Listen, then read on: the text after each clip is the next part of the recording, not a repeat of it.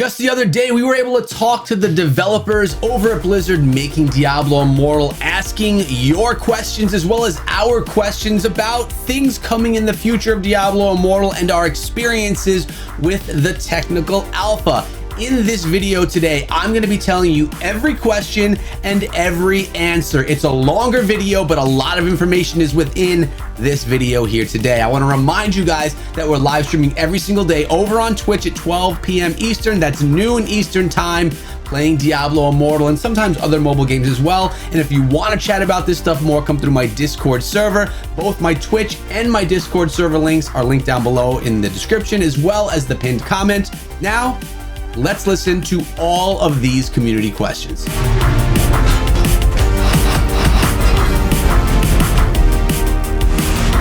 Just a few days ago, Blizzard had an AMA and asked me anything regarding all the stuff Diablo Immortal related to the alpha right now and to what's coming, what's going to be happening in the full release of Diablo Immortal when that time comes.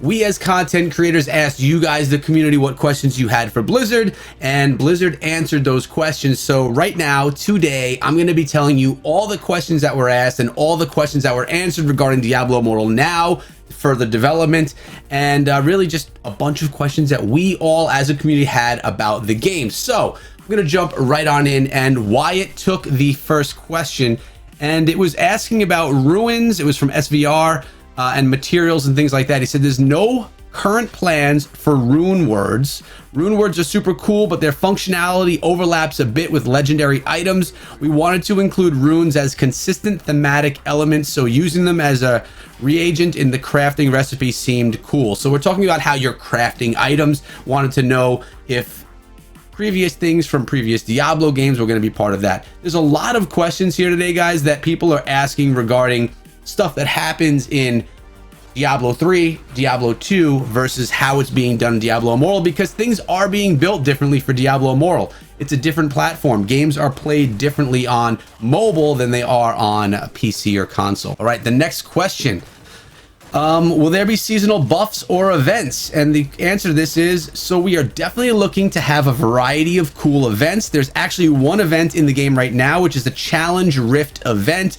You can see this on the left side of the main menu. The back end that drives that that event can do and will be used to run events in the future. So maybe we'll make a Halloween special thing. So what he's trying to say here is, the system that they're using to make events is currently being used in the game right now for a Challenge Rift event that's going on. So they've built the system to do events in the future, which they can just build off of. The system is in place, and now they can just start to build out that system. All right, next.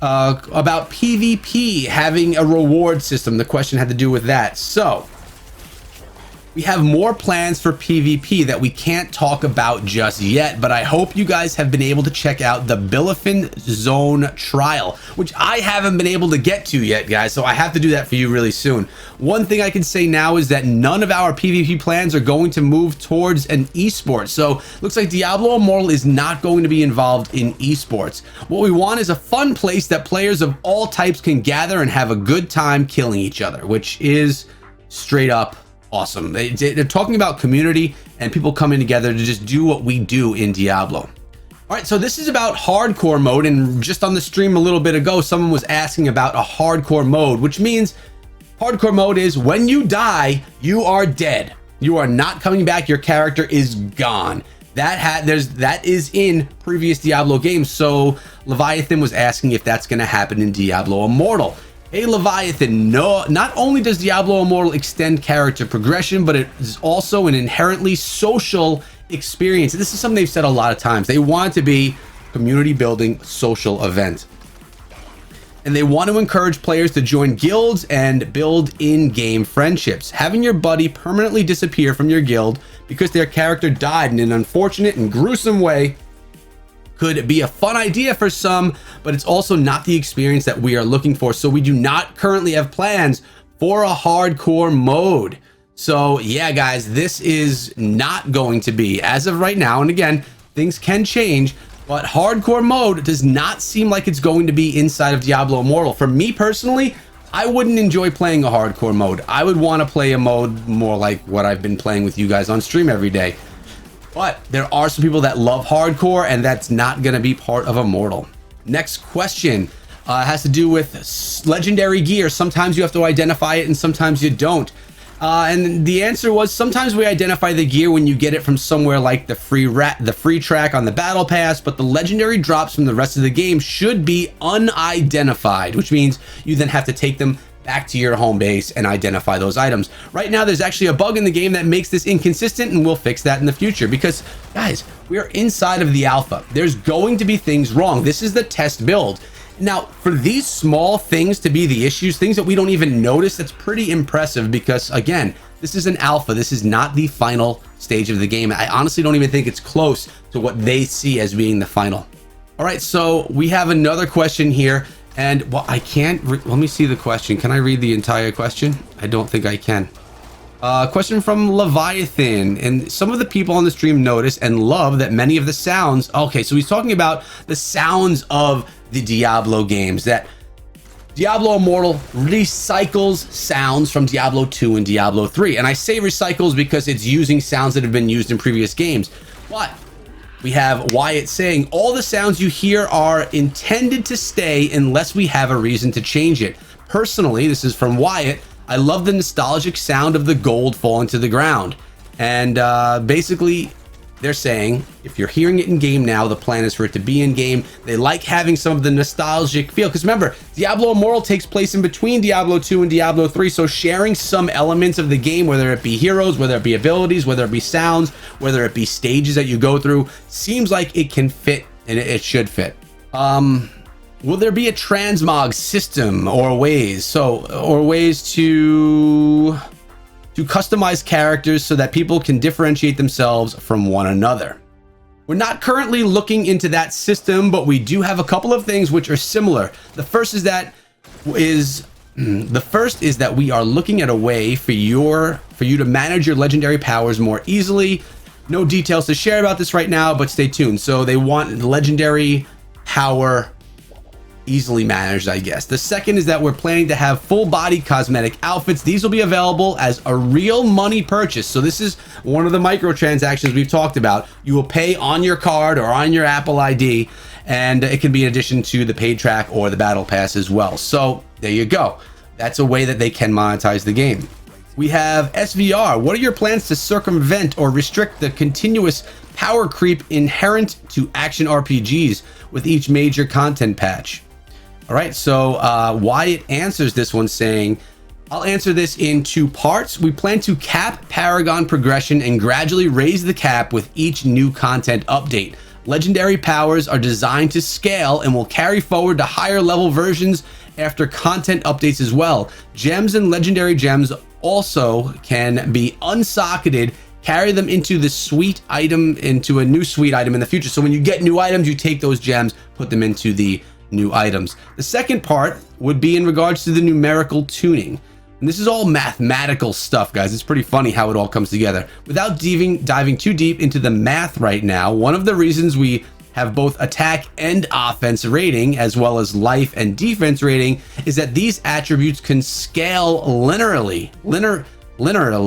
There we go. Hard to say that word. Over time, while still making you feel more powerful. Normally, you need exponential numerical growth to really feel the power difference, but the dual attribute system should allow you to avoid crazy large demand numbers over time. So what this means is, in the past in Diablo 3, you would be able to get so strong that you would be able to do one strike damage and kill an enemy boss, but you won't be able to take that kind of damage. One second, I have a...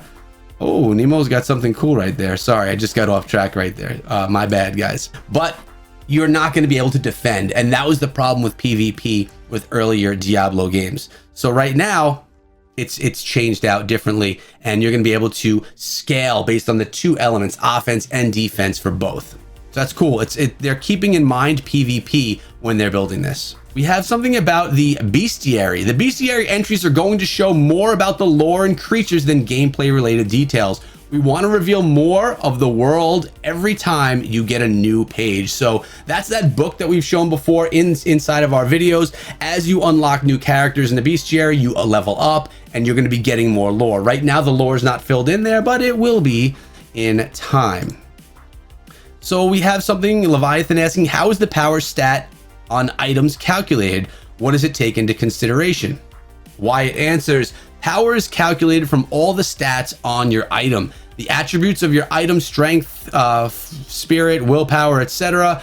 are all 15 points each. Your particular build might value one attribute over another, but we didn't want to try and guess which ones you're looking for, so they are all weighed equally. Then there are extra points added for magic and legendary properties. Again, we try not to make judgment calls on which property you might want for your character. These points added variety with the level for them, but not the property itself. This is tongue-tying right now. Finally, sockets are given a base score. I believe it's 48. Don't quote him on that, of course, to make the socket appealing. Ultimately, the power of an item is supposed to give a rough gauge of which item might be better for somebody who doesn't want to do a lot of math, but the actual best item might differ for somebody who wants to do a lot of min/maxing. All right, so kind of explaining how power works. And you have that arrow up on something new, it'll show you that it's more powerful. Maybe it doesn't fit your build as well, but it is a more powerful item. So making it a little bit easier there for people that are just trying to jump into the game and dive into it. We have a question. Reforging seems to be unlocked at 45, the current level cap, because in the alpha, the level cap is at level 45. Is that the plan when 60 is the new level cap, or are we going to keep it at a lower level like 30 or like 45?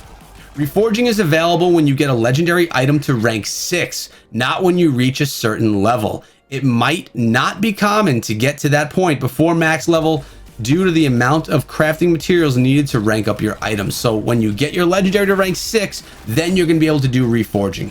Interesting. We have 9ball, our friend 9, asking the question, is it possible to use the phasing tech when interacting with quest givers, story points, so that we don't get swarmed by mobs? And this is what I was talking about the other day, when we were getting attacked by stuff as we were in a discussion screen, right? We were talking and we were then being attacked, and that was kind of annoying. You want to be able to engage in the lore, in the story, but you're being attacked by something, so you have to click through it really quick so you can get into the battles. In technical alpha, we're having an issue where sometimes you're being attacked by mobs while you are in a dialogue sequence with an NPC. We definitely are going to be fixing that in the future. So confirmed, that won't be an issue moving forward into the actual release of the game, where you're going to be attacked while you're in a dialogue sequence. Next question. The XP, this is from Dread. The XP to level ramps up after 30 quite a bit. What's the plan moving forward when you're looking at 60? Aim for playtime in hours and etc. And you guys just were watching me on stream. I leveled up to level 21 in an hour, but it substantially slows down when you get to 30 going to 45. It drastically slows down. And that's what Dread was asking right here, and why it's going to answer. I can't give any specific time amounts because we'll be analyzing data and feedback from the tech alpha, which we're in right now, to possibly go back and make adjustments to the 1 through 45 experience as well. However, a few high level goals. 1, the amount of XP and time required to level post 45 continues to increase in the same way that things increase after 30. Okay. 2, we like the way that 1 through 20 feels. Feel like it's fast, which is great for getting people into the game. And I completely agree with that. For someone that's brand new to mobile or brand new to Diablo, getting through level 1 through 20 quickly, it feels really good. And if anyone's wondering right now, I see some people in the chat. We are live right now, but I'm recording this and it's going to actually be in a video later on the channel. So those of you watching this as a video right now on the channel, we are live every single day over on Twitch at 12 p.m. Eastern, noon. Come on through, play some Diablo Immortal with us. But now let me get back to these AMA questions because there are a lot of them. We have a question. Most asked question by the community. Will Bluetooth control? Okay, so we're going to be able to use Bluetooth, right? We get this question a lot during technical alpha. We're focused on making the best mobile experience for our players. However, because it's been such a common request for the community, we hope that we can test controller support in the future. So this is something we were told when we get the alpha, right? Use the game controls. Use the iPhone, iPad, Android controls, because that's part of the testing. They want to make sure all that works well. So they asked us not to use controllers that are Bluetooth, etc. So because the community, because you guys are saying so much that you want these features, it looks like they're going to be allowing people and opening it up to Bluetooth controllers. Now, we have some big questions coming in here from Echo Hack, who's a Reddit mod who actually posted a lot of this stuff over on Reddit as well. If you want to check it out over there, I will try to remember to link that down below. I sometimes forget those things. All right. Upgrading individual items as gems is a major shift for Diablo Immortal from previous games. We currently know about 5 upgrade systems: gems, legendary gems, charms, reforging, and salvage. What limits are being put into place to prevent pay to win from dominating the game's systems? Are there some upgrade systems that will be driven by gameplay only and never influenced by monetization, such as the current blacksmith, salvage system, etc.? All right, big answer here, and Wyatt seems to believe this is a great question. When we set out to make Diablo Immortal, one of the first tent poles we laid down is that gear should be earned strictly through gameplay. I think the question understates just how important gear is, and by extension salvage rank up, and how it affects gameplay. It's majority of your power.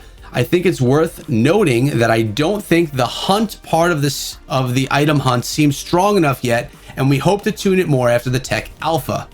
SVR alluded a bit to this in his feedback he gave, revealing to the stats on systems. Okay, great. They were praising SVR because he was diving heavily into this game. Another Twitch streamer, check him out. The magic attributes that roll on items such as plus 3% damage for your primary attack don't feel impactful enough yet, and the attributes that initially appear on them might be a bit light compared to the attributes gained from rank up. Beyond items, Paragon is another example for a system you use to upgrade your character solely by playing the game. We don't have XP boosts, and that was a conscious decision. At its core, everything in Immortal is tied to gameplay. How you progress, acquire gear, earn various limits, etc.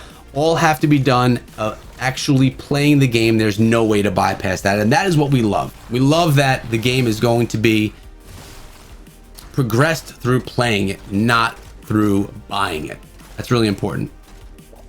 Move on to the next question. Can you talk more in detail about rewarding players for exploration? Specifically, can you talk more in detail about lairs and legendary monsters? They seem very interesting. The lairs are intended as a fun side dungeon that are rewarding to explore when you come across them, but not quite common enough to explicitly farm. Ideally, when you're out in the world for other reasons like main quest line, a zone trial, or doing bounties, you see a lair and think, oh, shiny, and jump in, but you don't necessarily want to wander the world aimlessly looking for them as your top priority. With regard to legendary monsters, they're a bit similar to lairs in this regard, but with possibly that you may or may not ask for some guildmates to come and join you when they're online. Okay, that sounds pretty cool. I'd love to know if you all think we're close on these goals, so if we like that idea. I want to remind you guys again, once this video is posted, I'm going to be linking the Reddit post with all of these details in the description. So Echo Hack asks, in the current hub and spoke model for towns similar to, okay, not really example he's giving, so I'm not sure what he's talking about. West March is the main hub and the minor towns are the other zones. Okay, so he's talking about this, West March being your home base and the other towns being little mini zones. Yes, the way minor towns are set up with West March as the capital city is the plan for release. Lord Fluffy has a question. And would Blizzard ever consider a pay to play server for Diablo Immortal where you couldn't pay to win? Although we really are hearing that it's not going to be pay to win, that's not the process that they're going for, at least at all.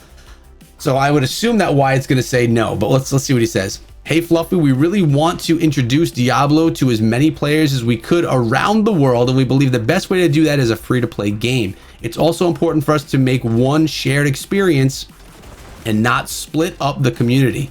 I was watching your stream when you were pushing challenge rifts, and I know that there was some concern brought up that this wouldn't be as enjoyable for when you're using the crests and that are ultimately going to be purchasable in the future. In that regard, I think an important note is that the challenge rifts are not going to be the ultimate end game that greater rifts are in D3. So there's gonna be more to it than just those rifts.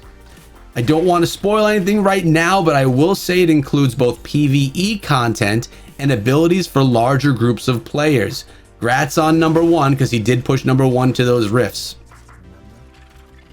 Another one from Lord Fluffy. It seems pretty clear that a lot of assets are being reused from Diablo 3. I assume work wasn't done to accurately recreate some of the assets exactly they were in D3. So again, talking about that, which kind of talked about before with the sounds of the game. We're still in active development of the game, so the assets in technical alpha now will not necessarily be the versions we ship with. I'll talk about environments for a second because you brought up Elder Rift maps. The game engine in Immortal is in many ways capable of higher quality in art than we were able to achieve in Diablo 3. So what he's saying is they're able to do more with the art in Diablo Immortal on mobile than they were able to do on PC with Diablo 3, which is pretty darn exciting to hear. On top of that, we have large, talented art team that have their own creative ideas on how Sanctuary should look in Immortal. So between the tech team that we've invested a lot in making new zones that have ever been seen before, but also recreating zones you have seen with a fresh and reflect the commitment to quality. So basically, they're going to be enhancing things that they want to kind of maintain and creating new things with their new art team as well. I love hearing that Diablo Immortal has more capabilities than Diablo 3. That's pretty darn cool. We have SVR. For the remaining 15 levels to 60 in each class, going to see new skills. So this was another question that was brought up earlier to me regarding skills. Are we seeing all the skills we're going to, or are there going to be more? And Wyatt answers, the tech alpha does not include all the skill characters we'll be able to learn when the final version game is released. There are 2 additional skills per class, and we're hoping to add more skills to each class post-launch as free expansion content. Yes, more stuff for free. Notice they're talking about free all over the place. It's really great to hear that. Okay, we have Muggle Mama. Will phasing be used to reduce the number of people you see in places like Westmarch, or will it become an overload of players? Okay, again, we were discussing this the other day. Tens of thousands of people on a server. What happens if you have thousands of people in Westmarch? You're not gonna be able to move around. It's gonna be too much. So she was asking, are they gonna be able to split these up or put them in quadrants so that it's not overloaded? There are a few things we're doing to help combat having too many players in the screen. First, when many players are in the same zone at once, we do spin up a second copy of the zone and divide the players between the different areas. Secondly, when a large number of players are on the screen at once, we do some dynamic culling of players who may be farther away from you to help performance. Even right now, we're hanging out in Westmarch, which is all of us. We were all in Westmarch together, taking some pictures while this AMA was going on. And you can see how characters fade in and out of depending on their proximity to you. We will continue to tweak and improve the system so that points of interest in Westmarch are not overcrowded. And that's really cool because they want game performance to be right where it's at, but they also want you to be able to have that open world, open feel where you can play with everyone. Now, they get to my question. I had one question and here it is, and Wyatt is answering. He says, hey, Echo. He's talking to me. And I was asking about the battle pass. If you have your account and you have 4 characters in your account and you buy the battle pass, how does that affect? You have to buy a battle pass for each character you create. Echo, the current plan is that you purchase the battle pass once and it unlocks the benefits, a paid reward track on all of your characters. So every character would get a battle pass from buying it once. He says, pretty sweet, right? And I would have to agree, that is pretty sweet. Yes. While we're on the subject, I want to clarify that we are currently thinking of a monthly battle pass that starts at the beginning of each month and ends at the end of each month. During the Tech Alpha, the duration is set to 2 months only because we didn't want the battle pass to reset partway through our experience. So that's pretty awesome. We're getting lots of good data and fixing bugs in the back end as it relates to servers stability and other behind the scenes stuff. So I love that because I was concerned about the battle pass. Am I going to have to buy a battle pass for every character that I was running? And the answer is no. So we're being asked here, will there be additional zones with upcoming patches upon release? Okay. Yes, we're planning on more of everything. New zones, dungeons, more legendary items, quest lines, and bounties. We will even be working on new classes to add. Did you hear that? New classes to add. All of this will become part of the game for everyone to enjoy for free without purchase. Again, more that we're getting for free. So far, we've heard that you may have to buy skins, crests, and your battle pass. That's insane value you're getting from this game. And I'm looking in the chat right now. Literally is going to be the best game ever. All right, how long will the sharing of resources, if at all, be implemented into the released version of Immortal? Currently, our Paragon levels seem to carry over to new characters. Will anything else, shared stash, any other shared resources? And this was done by Razaranks. I looked in your stream on Saturday. It was nice to see you enjoying the game. That's right, because we have seen PC players, tons of like diehard Diablo 3 PC players loving Immortal. Right now, most of the progression is done on a per character basis. Before I dive in, I want to caveat that this is definitely an area of design that might change or might not. We'd love for more things to be shared between characters, but the problem we ran into was that we also have bonuses such as bounties, first kill of the day, and the battle pass that reward you for activities on a daily one-time basis, which means each of your characters can get the battle pass, your daily rewards, etc., and you would grind them individually. So bounties, if they take you an hour a day, you have 4 characters, that's 4 hours of gameplay just to collect your bounties, which is crazy. We don't want the best way of progressing your main is to be rolling up a stable of alts by funneling all the resources that way. So they don't want you to use your smaller characters, taking all of the progression and then handing it over to your main character. They don't want you to be able to feed your main character in that kind of a way. So we have 9ball asking, so after starting up a new character, is it meant to be a whole new experience, no shared currency, completely reset the battle pass, etc.? Similar question right here. And it's answered, Paragon is shared across characters, but only unlocked when those characters reach max level.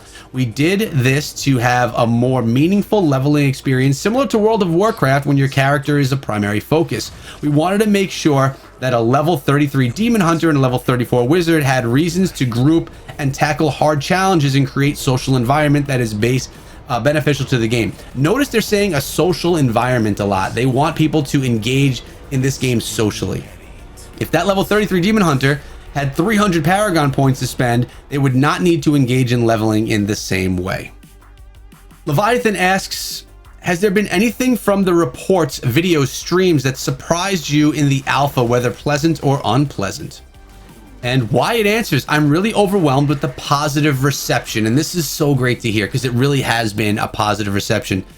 It's definitely been busy 2 years, and it's rewarding to be able to show, don't tell, right? Because they've been doing and not talking, but now it's finally, they're excited to share it. I think one moment that gave me a chuckle on Sunday was opening 2 streams at once. He was talking about Greg and Razaranks, and 2 of them were partied up. Anonymous Smurf joined the account and they booted him. Basically, Wyatt joined as his, his alt account, and they booted him out of that party, which I thought was pretty funny. Has there been anything from the reports, video streams that have surprised you? Answering this question again, we have an addition to it. We've been saying that playing is believing mantra for a long time. It's great to finally see that you all play the game and hear their reaction. I've been watching multiple streams consistently for days, and I'm only made me more excited about making this game. Also, I really thought I was a good CR pushing until days ago. So he's saying he thought he was grinding well until he's seen everyone else doing it right now. How important are clans or guilds going to be in Diablo Immortal? Guilds in Diablo Immortal are a great way to group up with like-minded players, and we have achievements to help guide some of the activities. But I have to say that we have larger plans for social groups beyond the guilds in technical alpha. Yes. Can't say more than that today, but we're excited to share more in the future. They love secrets, don't they? They sure do love those secrets. All right, we are almost to the end of the questions here, but I'm going to continue plowing through them because for those of you that have the time to either sit through the stream or watch this as a video, really valuable information right here. Will the end game currency, will there be an end game currency conversion? Tuning the, where is that? Here we go. Tuning the materials is one of the areas we're looking for technical alpha. Things are consistently in flux during development, and the ratios of crafting materials in an area we wanted to learn more from this test. I don't know if running out of arcane dust feels any better than running out of scrap materials. You're always going to be blocked by something. The solution is to provide a conversion mechanism, but another solution is to provide different activities for different resource types. Maybe activity X is good for parts, activity Y is good for gold, and Z is good for arcane dust. All that said, it's awesome to see people getting to this part of the game, and this will definitely help inform decisions for the next phase of development. So some people got into that end game, which I have not pushed to. I'm actually trying to experience more of the characters than get to end game on one. So another question, what information do you intend to add to the bestiary? All right. There's no current plans to have, the bestiary will contain lore information on many enemies to defeat in Immortal, but will not contain gameplay details. The elite monster powers are dynamic every time they're spawned in the world. I think it's a good point of feedback that we should make sure that these powers are easily understood by our players. I like that, adding lore in a way. Items being the root of Diablo, will they add primal kinds of items like in Diablo Immortal? There's no current plan to add primals or ancients in the game. That said, we do want to add more content over launch, and primals and ancients are certainly on the table. However, I think systems like that are more interesting when they're also tied into new content, new ways to interact with the game.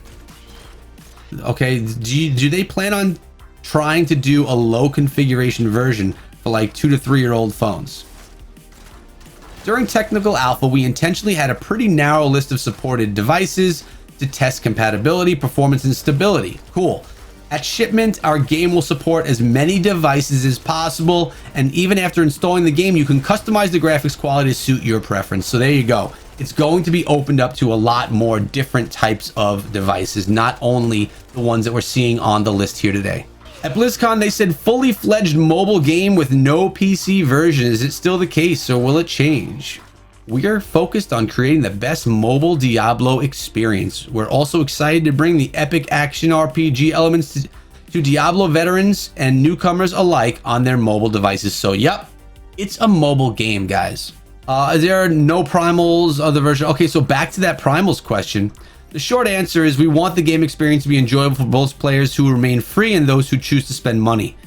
How all these items interact with one another experience is something we're paying close attention to, and tuning them will be important to get the balance right.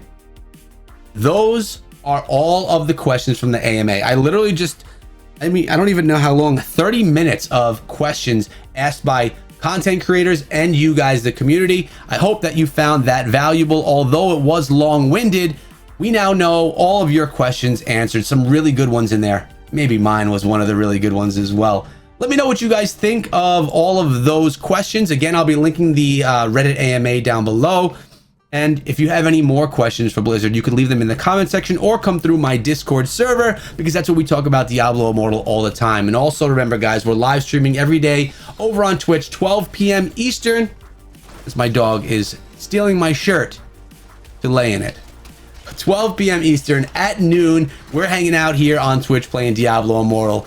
So come on through, guys. I'm going to link my Twitch and I'm going to link my Discord in the pinned comment as well as in the description. Guys, I hope you enjoyed the video. Lots of info in here while we were just looking at some Demon Hunter gameplay. Hope you enjoyed it. Hope you found it valuable, and I hope that you're excited for Diablo Immortal in the future. Thanks for making it to the end of the video. Check out some of my other stuff before you go, and be good.